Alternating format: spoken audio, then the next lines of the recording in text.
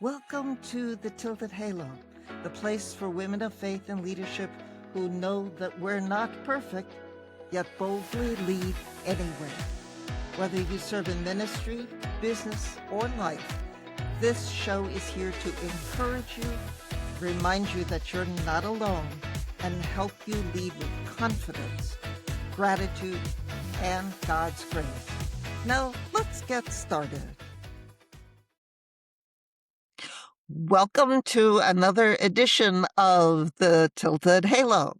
And yes, I am your host, Pastor Kathleen Panning, and I have a wonderful guest to introduce you to today. She is Eva Vennari. I love pronouncing that name. Founder of the Elevate Institute. She is an international speaker, a two-time best-selling author, and has appeared on the cover of Los Angeles CEO magazine. Throughout her 20s, though, Eva endured years of doctor visits for over 30 different symptoms that they couldn't cure. Things like arthritis, chronic fatigue, and even infertility.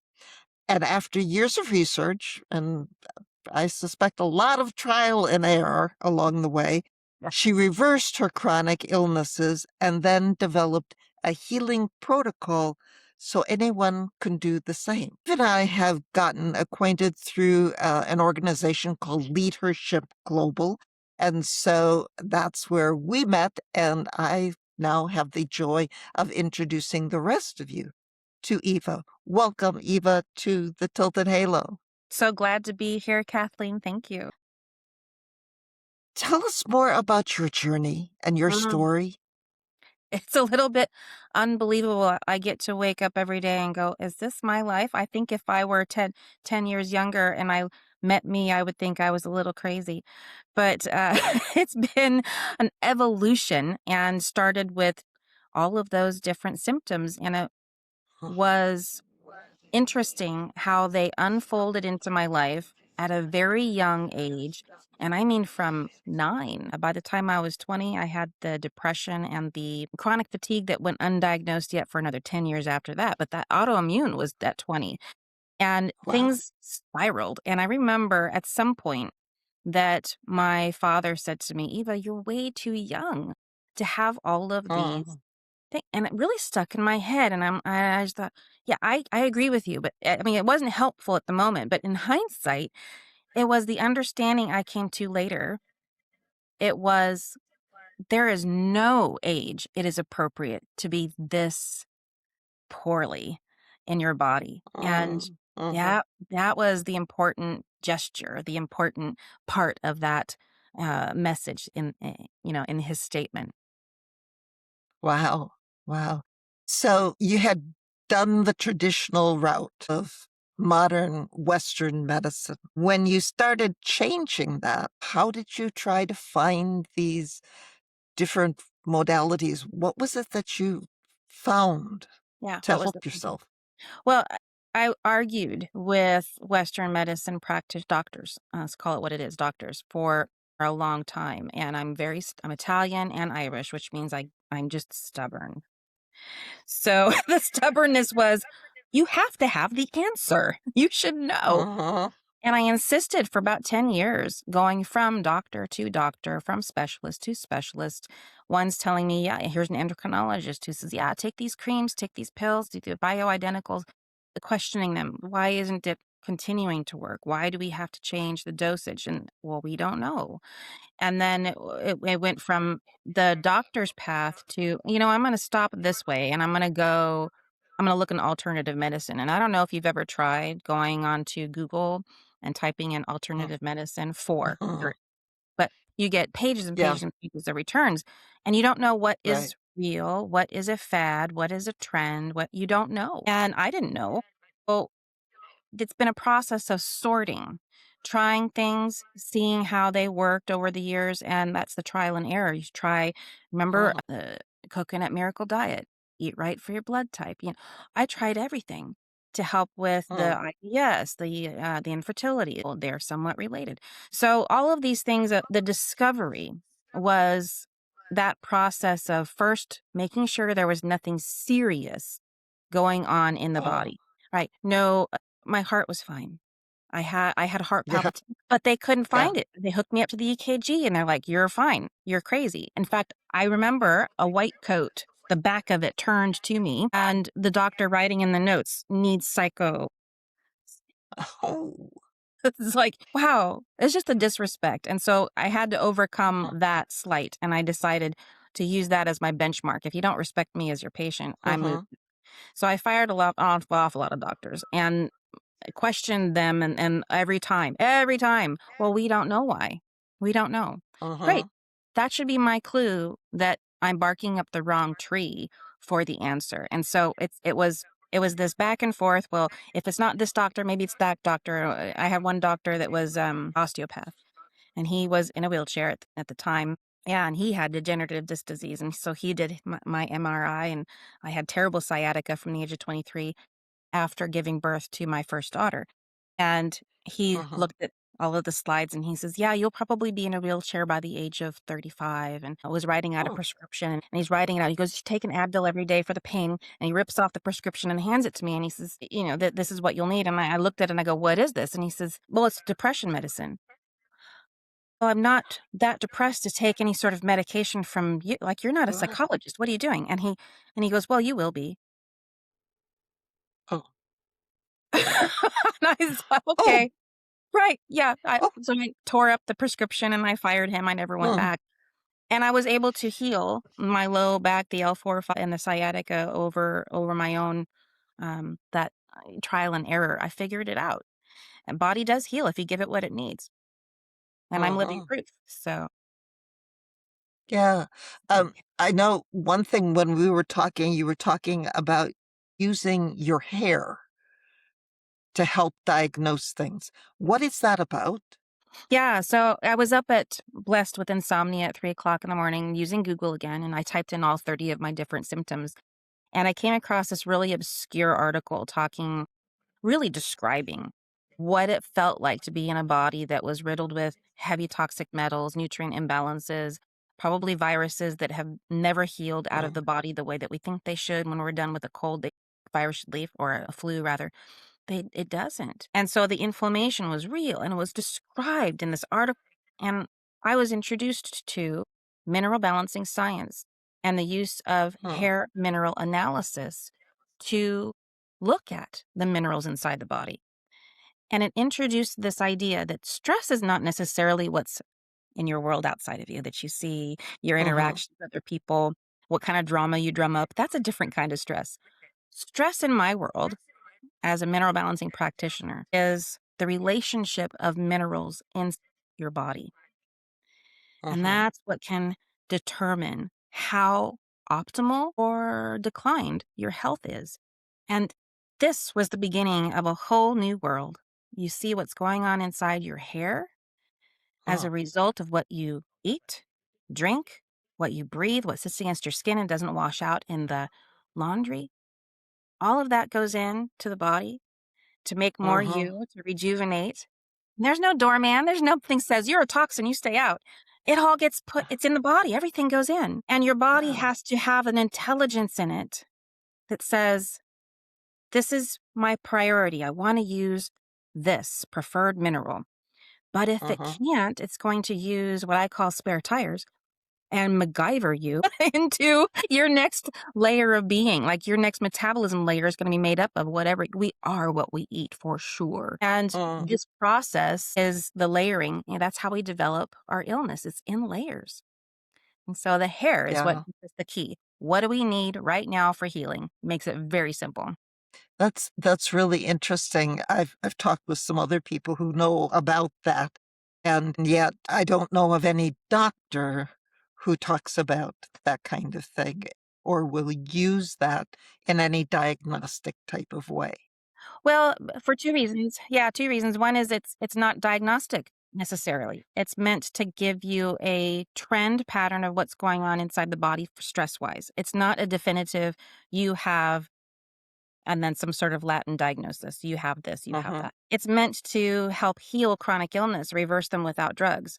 And if you put the conversation together on the back end, doctors are trained by the pharmaceutical companies in medical school to use Uh-huh. medications. That's what they're Yeah. good at, and that's what we should use them for. Really, really good for trauma care, for pain management, for if you break a bone, go get a cast. I can't do that. I Mhm. can't. Am I going to do? Take a magic wand and foo, foo, foo, that's not going to work. So Yeah. we need to realize that. And so doctors, if they were to look at their agreement with the American Medical Association and their not certification, I'm certified. They have a license to practice medicine. If they Uh-huh. recommend anything outside of medicine, they lose their license. So we have Uh-huh. to remember that they're not the end all. They're not the gatekeeper of our health. We are. We have them as part of our team, and if we make that little switch, it'll be such a big difference. Yeah, the whole word patient puts the person who goes in to see the doctor in to me, a diminished place and takes away our power. So I think of the word as client or customer because we are buying a service and the knowledge of a doctor when we go there. And also, to me, is more empowering that we can say yes, we can say no.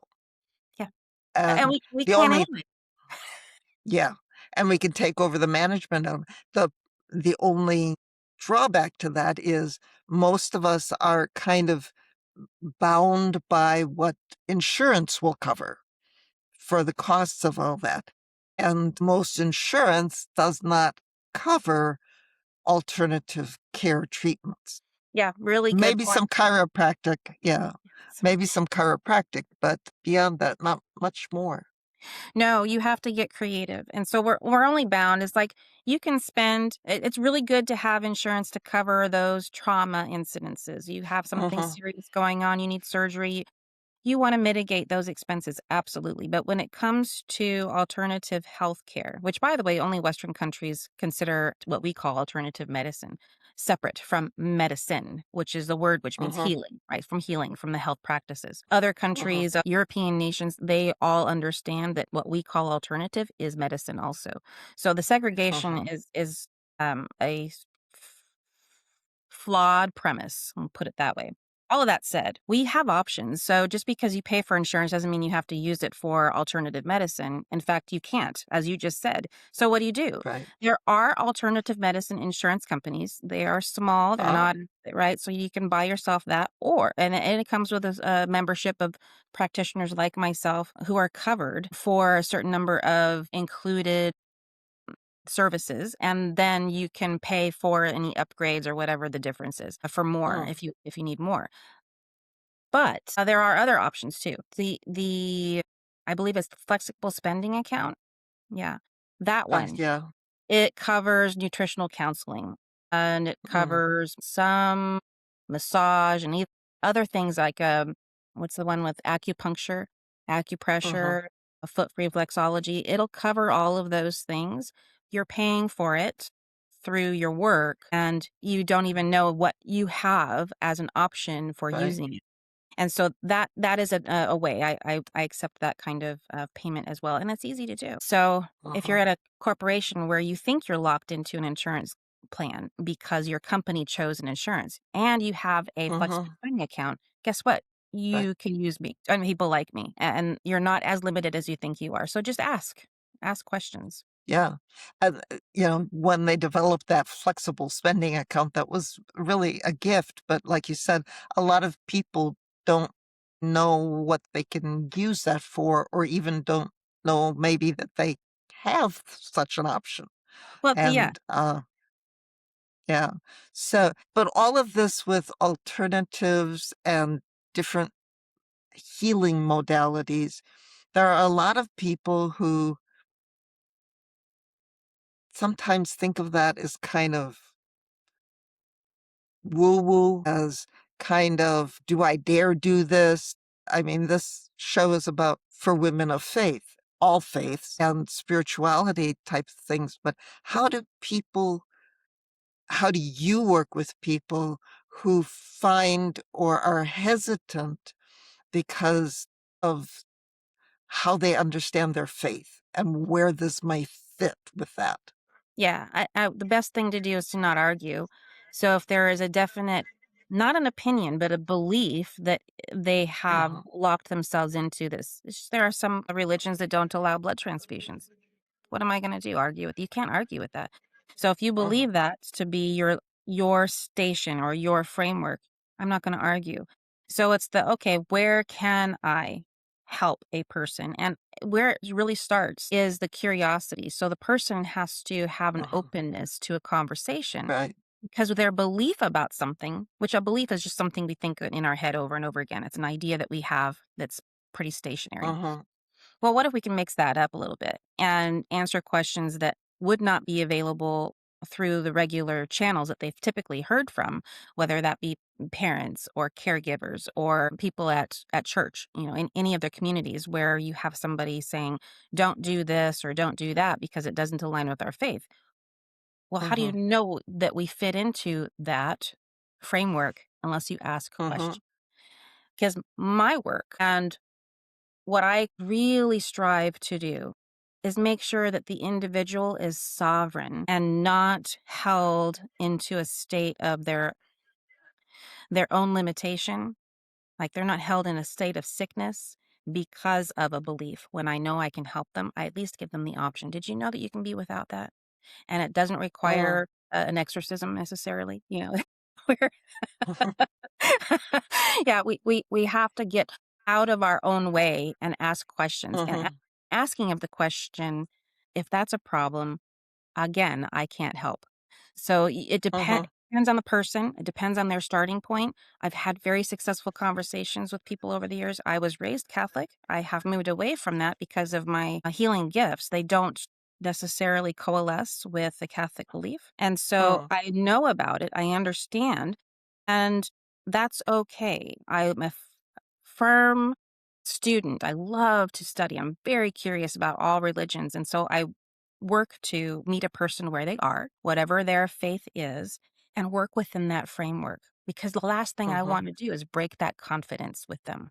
Yeah. And you said that you have stepped away from Catholicism, the Roman Catholic tradition. How do you see your faith wherever you are now blending with what you do? I Yeah. mean, I mean, what is it that your faith says about this? yeah. First and foremost, I'm forever a child of God. And for Mm, me, that means my relationship with God is the most important. And it doesn't matter if other people see or hear what I'm doing, it matters what I know and what that relationship is in conversation mhm. direct. So you'll find I don't care too much about other people's opinions, and that really helps. Yeah. A lot When of you're time for a lot of people. Yeah, when you're Mm. doing God's work, you kind of have to stay focused. Can you imagine what would happen if Noah was like, "Oh, I should listen to you guys and not to God?" Uh, so we wouldn't be here. And there are people who believe that in some Yes. fashion or other. Yes. Yes. Right. So there's a respect for a belief, and then there's an understanding that the individual has. And so stepping away from the dogma was most important, not the faith. The faith is still Mm, there, the understanding that who I am in this world, I am a spiritual being first and foremost, a child of God for sure, and I am here with gifts, spiritual message gifts that were pointed out to me by a Catholic priest, by the way. oh, Right, that's a story, mm, and so we yeah. have things that are brought to our attention, and we can choose to ignore them, but what I've discovered is when we choose to ignore the messages especially given to us by spirit, and I include God in that, our health declines. Uh, So there's a mhm. denial that happens in the energy. And you do what many people call energy work. I do. How would you explain what that is to someone who doesn't know, perhaps? Yeah. What Well, is energy work?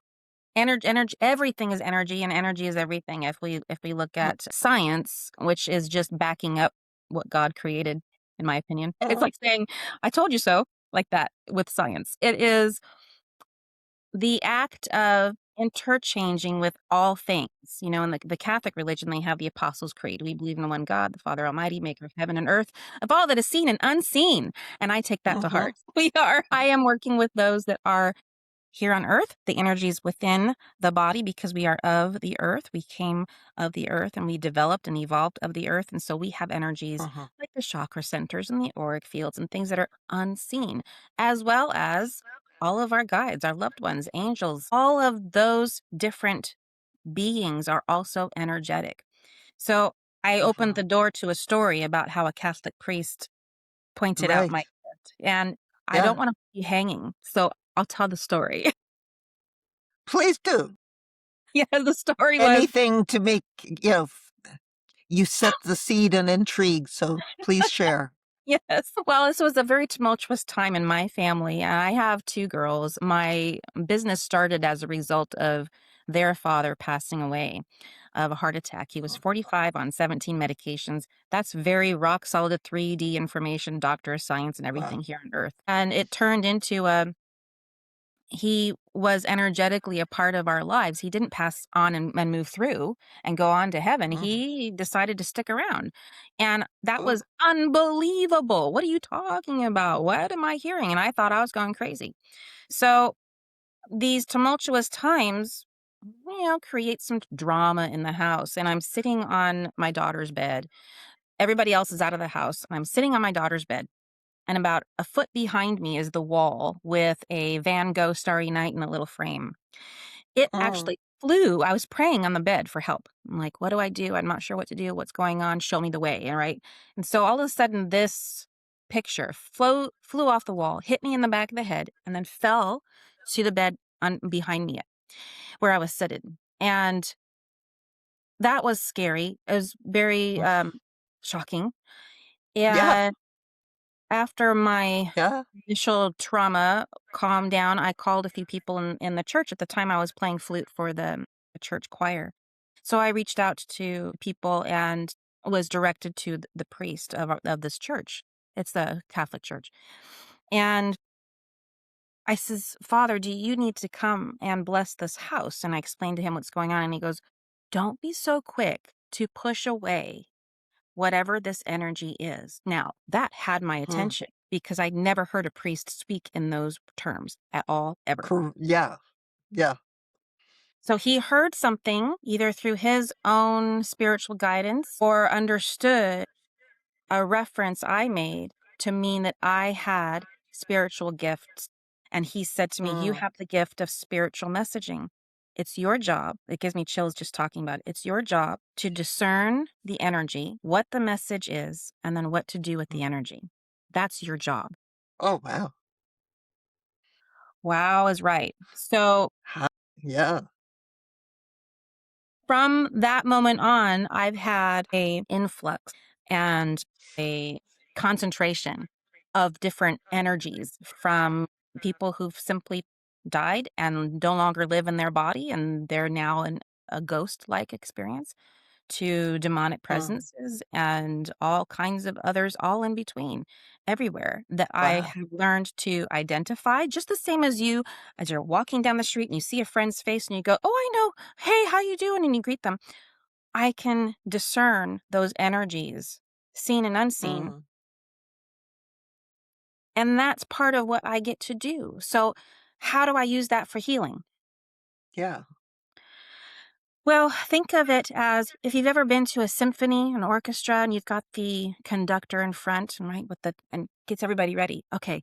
So I do that with spiritual messaging. That's my gift. I can then see, communicate, understand, and harness the talent of all of the unseen that are meant Mm. to be brought into your experience, and that could be your higher self, your guides, your angels, your loved ones, your spirit team, right? So they all come into play, and I use that term very loosely, but that's what we do, and would Mm. bring them all into this space, and one at a time they come through and they do what they need to do, and they communicate with me what they want to do. Very often I'll get into a session with a person and not know what we're going to do until the moment it starts. Mhm. Mm. So that's Now, what you're describing is a little different than what I have heard from other people with energy work, yeah. and that is talking about, everything is energy, Yeah. and there's energy in a rock, my headphones, Yes. Yes. even even things that like that picture, um, and it doesn't necessarily have to be a ghost type of Yeah. thing doing that, but in and of itself, every person, every living thing, every even inanimate object has energy. Yes. And for energy work and energy healing, it's often described as learning how to utilize your own energy and other energy resources, perhaps, Yeah. to help promote your own well-being. So is that part of what you do as well? Yeah, that's a layer of it. So that often is where a person who self starts, they've got their favorite crystal and I wear it. It's whatever they'll have some Mhm, sense of a self starting mechanism that helps them in what they're doing to heal whatever it is that's ailing them. mhm, Whether it's I just feel foggy today and I need extra energy. We use that word loosely too, and we should. There's no particular mhm, one thing because everything is energy. So yeah, that is like when I use Reiki, I am the clear conduit through which the Christ consciousness comes down through the chakra centers and out through my the palms of my hands for healing. That's yet another way of energy work. So mhm, there are energies that when people talk about, oh, I go into meditation and I balance all my chakras. Great. Are they mhm, staying balanced? And so, since energy is everything and everything is energy, if you have something that is pulling your chakra out of balance for you, and every time you balance your chakra, it just goes right back to the out of place it was. There's something mhm. else going on that's energetic. And if you can't see it, you need somebody like me who can. And so there's Uh-huh. layers, right? So you can do some things yourself, but as soon as what you do yourself doesn't work, you have to reach out for help. Otherwise, you'll continue to have the Mhm, same problem over and over again. mhm. Well, that's true with a lot of traditional medical type things too, Yeah, until we, uh, reach out and get a proper diagnosis, if that's possible in Western medicine, to be able to then utilize that form of healing, right. too. So, for a lot of women, I think perhaps more women are open to the idea of energy and utilizing energy than maybe men traditionally are. I'm sure that's an oversimplification of things. The women I talk with seem more open to at least hearing about the possibility than many men are. Yeah. Is I that think something you experience here? I have a theory about it. I do Oh, experience it. I've developed a theory from my own interactions with other women and other non physical beings. So, what I've come up with is women, since we're the ones who have the womb, we get to create life. That in and of itself connects us to the other side, the other side of the veil, to the spirit realm, to uh-huh, we get to receive that child's soul when it's born. However, the timeline you believe that is, that's up to you. But I believe in the first life, as soon as the breath first enters the body, we get the soul. That's my belief. And this uh-huh, is a direct connection to the divine. So this makes women's energies and our divine femininity, the feminine energy in and of itself, kind of is very fluid. We think, in sacred geometry terms, we put it in a sphere or a circle. It's that round, everything it's in it is kind of swirls. And so I think that when it comes to intuition, when it comes to being open to spirit guidance and communication and being intuitive, I think all of those things lend themselves perfectly to being in a woman's body. So I uh-huh, firmly respect the gender of the body that I am in and uh-huh, harness all of that energy. I notice that my healing energies are much more powerful when I'm on my cycle. That's a whole nother story. But uh-huh, there's just an amplification to things when we truly there's an amplification to healing that occurs when we not only accept, but harness and respect the gender of the body that we're in. And I think that Mm, makes us natural spiritual leaders, even though in many churches the women are not allowed to be spiritual leaders. I think that that community is missing the point, personal opinion, mhm, of what a woman can bring to the conversation in spirituality.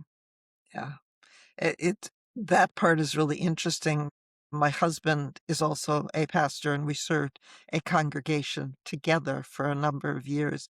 And so the dynamic, his style and mine were very different. Yeah. And people got to see some of that different kind of energy in a more traditional type of way, but they got to see some of the difference between his perspective and mine, and what that brought to the whole of the congregation. So Yeah. it was just interesting for people to get that comparison and compliment with it. Yeah. Uh, for women who are in leadership, especially women of faith, what are some of the roadblocks, energetic roadblocks you see that we put on ourselves sometimes? Oh, we separate the 2. We separate the 2 worlds, don't we? We believe Mhm, I run into this a lot when especially when I'm speaking on stages that are not in a church, and because I'm a minister as well, and so I'll speak on spirituality and connecting with guides and loved ones on the other side and working mhm, with angels for healing, all of that. And if I'm not in a church, it's interesting how I'm not received well. And so we back away from including the concept of we are spiritual beings first and a human body to have a human experience. And we put our business life in a blocky framework of this is all 3D, and we leave mhm. God out. I got edge God out, ego. Who said that? It was I can see his face. He's no longer with us, but he was on PBS for a long time, going around barefoot on stage and teaching. Mm. If people who hear that who know what I'm talking about, they'll go, "Oh yeah, that's so and so." And I wish I could pick up your voice right now. Yeah, edge got out, and I think that is a roadblock because part of Mhm, what moves business forward, and this is my second favorite conversation to have is marketing. So, what moves mm, our business forward is our connection to spirit and guidance and God, and without the mm, information perceived through spirit to manifest and co-create with our mission. What is your life's mission? What is your purpose? What are you here to do? And we mhm, can coalesce those 2 together to rocket fuel our career forward. And it's not just for us. This is not a personal endeavor. If you have a mission on planet, if you believe you're here to heal mhm, humanity in some way and change the world in some way, you have an obligation to harness that communication and use it to develop your services and skills and provide that to the rest mhm. of us, because in not doing that, I think that's the only sin that exists. That's so interesting because, yeah, a lot of the women, even in churches, don't necessarily talk in that language of spirituality and are kind of afraid of it at Yeah. times. Is there something that you say or do to help women enter that kind of a conversation? Well, just know what I did, and that was become very comfortable with the initial discomfort of it. It's like going to the gym and working out a new muscle. It's gonna be uncomfortable and it's gonna get a little sore and you're gonna make mistakes Mhm, every day, uh, and just be okay with it. Moving on the day after day, and that's all it takes. mhm, It's practice because at some point the words will come out of your mouth and somebody will go, "Oh, I've been thinking that for so long." I get this all the time. That for so long and had nobody to tell me, nobody to mhm. tell rather. And Right, that's beautiful when somebody can really be seen and then reflect that in what you said. It has nothing to do with me. right. It has everything to do with now they have the permission to recognize it Mhm. within themselves. Yeah. Uh, so, yeah, the entering into that and to be open to seeing the world a little different. Yeah. It's in some ways taking off some blinders, perhaps. It's like walking into, um, a beautiful garden, and sometimes it's overwhelming by the totality of it, but when we can start to focus on a particular flower, just one particular flower, so to speak, that can help us see even better the magnificence of the whole. So, is there one particular, how can I say this, starting point, place to for women to, or anyone, actually men too, that tends to be more helpful for more people? It's not gonna be for everybody, but that Yeah. that would be kind of a starting point for If someone I who hasn't talked about for their own energy and spirituality in that sense. Yeah. Everybody who I would love to have a template that says, "Start here." Yeah. And then the next step is logically here, Yeah, and the here's unfortunately, it's here's not the beginning of the, yeah, of the yellow brick road, but, it's not a straight yeah. line, and it is definitely a meandering one with many forks in it, and this is because we have Mhm, free will. Are we not on a we're in a place where we are allowed the grace of free will so that we can decide who we want to be in every given moment. Do we wanna be a person of integrity, or do we wanna be a person of mhm, sell out? So I think use that as your guiding post. If you're in a moment, you get to choose when to start doing this, and you say, "Should I sell out and not be myself and not speak up in this moment as much as I want to? Or can I embrace some off conversation and even just put it out there as a little drip?" It doesn't have to be a big world like I just have been unpacking. It can be as little as mhm, you would like it to be, but at least you're getting started. And it's the curiosity of, what does it mean to be a spiritual being? What does it mean to have an eternal being in here that I simply can't remember? How do I connect with that? How do I know what my purpose is? Like, there mhm, are people like myself who can help unravel that. If you find yourself in a place of, and this is what happened to me, I would have a person in physical form in front of me that I wanted to learn from. And it got to the point where I learned a thing, and then I realized I had hit the ceiling of their knowledge base, and I mhm, needed to then find another person. And I was getting a little frustrated with this. It's kind of like finding a new best friend every year. You have to find a new mhm. best friend every year. It's like, can't I have one? And so Yeah, I remember asking Spirit, I'm like, can I please have a master, somebody that I can learn from and have that person? And they said very clearly, no, because you are becoming a master in your own right. And we all mhm, have that opportunity. So it's like, learn from who's in front of you. And then if you're there's right. more that you're needing, move to the next. And um, Mhm, there's such a big world out there, and to limit ourselves in our being of who we are and what we're here to do because somebody around us is not the source of information you need. It's okay, and thank them, mhm. and they were part of that journey. It's like a lot of people get a little resentful with their parent. My parents didn't teach me this, didn't teach me that. That's okay. They got you here. Yeah, Let's yeah, have yeah, fun. eh, yeah. One of the other things I find with women in leadership is that it's easy to isolate ourselves and to feel isolated. How can spirituality help form a community for Yeah. women in leadership? Oh gosh, that's I did that this morning. I practiced my spiritual community. I don't have a church building that I go to and Mhm, attend, but I have gathered my arms around the people that life has brought into my experience. And people call that the law of attraction. I believe in the Hermetic laws a lot. This experience of like minded people. My mom used to say, birds of a feather flock together. So find your birds mhm, wherever they are, and as example, build those and nurture those relationships. And when you're needing a sense of reassurance or comfort or direction yeah, or co-creation, reach out to those individuals.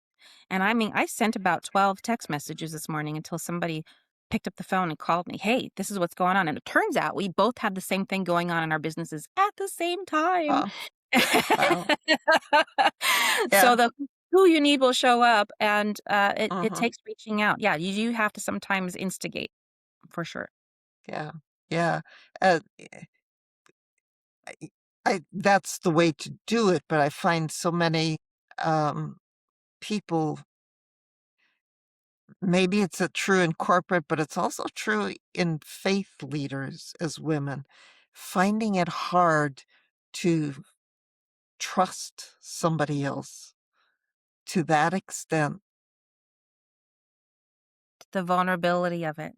Yeah, the vulnerability that's there, and to have that community where they can be truly open and honest and say the stuff that's really going on inside of them. And so finding that safe space with people you can trust is so critical. And especially in this day and age where it's so easy to be pulled apart by all kinds of factors that are going on. Yeah. And Well, and that's okay too. In the same set of conversations and of messages and phone calls that I've been having over the last week or so, people that I had built and nurtured a relationship, business co what do you want to call it? We were co-creating business together. Turned mhm, all of the sudden into this no longer aligns, and we both recognized it and just said, "Okay, mhm. next." That's okay. I think we Yeah, seek to find one person and hold on to them for dear life to the point where there's no wiggle room, and we need to allow for change. And sometimes we pick the wrong person to be vulnerable to, live and learn, right? And sometimes we pick the wrong person over and over again. Okay, live with those consequences. Whatever it is you need to learn, stick with it until you learn it. And then mhm, there's those where it's like, "Oh, the universe has brought you to me. I'm looking at a pair of eyeballs because of something that we have yet to discover, and we're going to mhm. unravel that together." And that's a Yeah, vulnerable that is a place of vulnerability that if everybody harnessed, if everybody used that, just like once a day, we would realize how much closer we actually are. yeah, yeah. And there's so much pressure to be the perfect person, Yeah. to have our act together, be the superwoman and everything. And I mean, that's what Tilted Halo is part of because it's for women who know that they're not perfect. But it's and then how to live as authentically imperfect, but still very powerful and very much someone who can get it done in some area of life. And so I see that what you're doing with the energy work and the healing is all part of that same thing. Yeah. Yeah, So, definitely is because we're not separate. We see healing. I hear the words holistic, and immediately people go, mind, body, spirit. Why are we separating them? It's all together. yeah. Yeah, that's so interesting because that separation of mind from body and spirit comes out of the ancient Greeks. But in the Hebrew context, when you talk about a person, it's all together. There is Yeah. no separation within that. And that's so hard for us in Western world to conceptualize I think because that's a we've human got thing. this, yeah, Yeah. yeah, this separation going on so Yeah. much. Yeah. I think that's especially how we're built in our mind is we're meant to like pigeonhole things, right? There's this Mhm. psychology to sales that Rory Sutherland talks about. And he says that as soon as we find a solution that makes sense to us, we stop looking. And I invite you to continue looking. Like, don't stop. Don't stop too short because there's more to discover. Mhm. Go ahead and like apply that thing that you found, but then keep looking. And I think that's the key to everything. Keep looking, keep searching, never Mhm. stop asking questions. Drive other people crazy with your questions. That's okay. Yeah. Yeah. But yeah, there is a whole there's a whole setup of our brain in certain generations that has evolved, and we used to be very much in this construct in our brain if we were to imagine like a library of where everything has its own little place in the brain where it has to go and like that. Mhm. Something Right. happened where we ended up with, you've heard of the indigo children generation and the crystal children and the rainbow children, that whole Dolores Cannon work that she brought in. That's very much the brain of no pigeonholing. Everything mm, goes together, it coalesces. There's no separation between spirit, body, and mind. We're all together. There are mm, definitely physical aspects to us, but the spirit is within yeah, it and around us. And so I think I have both. I have both of those minds. I have both. I have a bridge between the two worlds. And so that mhm, helps in being able to harness the healing energies and the power behind what heals us. Not everybody's going to have that, and that's okay. So my job, spirit communication, but it's also to help you realize what your spiritual gifts are, whatever they are, so you can harness them and use them. I think that's mhm, part of our jobs, find out who we are as an eternal being, what our spiritual gifts are, and then how to put them to work. right, right, and to not be afraid of talking about them as spiritual gifts. Yeah. I think once you get to the point where you realize what your spiritual gift is anybody gonna be able to shut you up? I don't know. Yeah, yeah. There's a lot of pull in our culture to conform and all of that, so the spirit doesn't conform too well. It forms, but doesn't conform. Right, yeah. Yeah, we wanna make it is, it's a whole journey of wanting to stay comfortable, not rock the boat, and I think that's a social pattern that society places Mm, on women to take that role of peacekeeper, mm, negotiator, the person who's supposed to keep the right. status quo, just be quiet about it, don't make a fuss. I've always been a rebel. I've always gotten into trouble with my parents for back talking. I wasn't back talking in my world. I was asking a question. So Mhm, there's how things are perceived, and sometimes you have to be that bad kid in the back of the right. class making trouble for the teacher. It's okay. It's okay. Questions can be a wonderful gift.